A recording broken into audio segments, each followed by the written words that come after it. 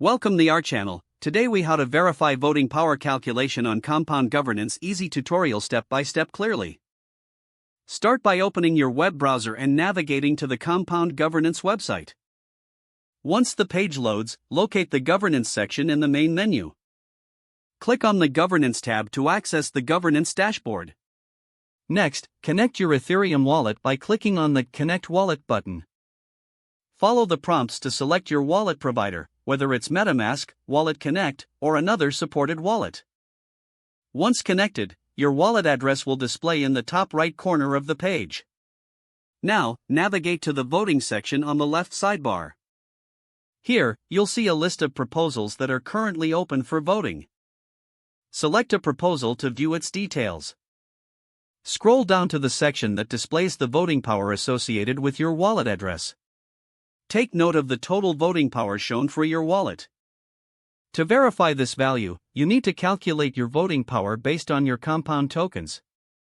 Open a new tab and navigate to the Compound API documentation. Here, find the endpoint that provides information on total supply and distribution of Compound tokens. Use this information to find out how many tokens you hold in your wallet. Once you have the number of tokens you hold, multiply this by the token weight, which is typically 1 in a straightforward calculation. This result indicates your voting power contribution for that proposal. Now, return to the governance page and compare this calculated value to the displayed voting power for your wallet. If they match, your voting power is verified correctly. If there is a discrepancy, revisit the steps to ensure everything was calculated accurately. That concludes the verification of voting power calculation on Compound governance. You are now ready to participate in the governance process with confidence.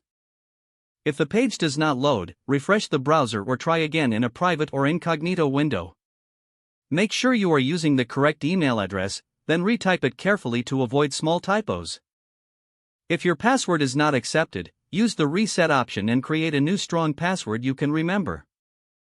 Check your spam folder for verification or security emails, then complete any requested confirmation steps.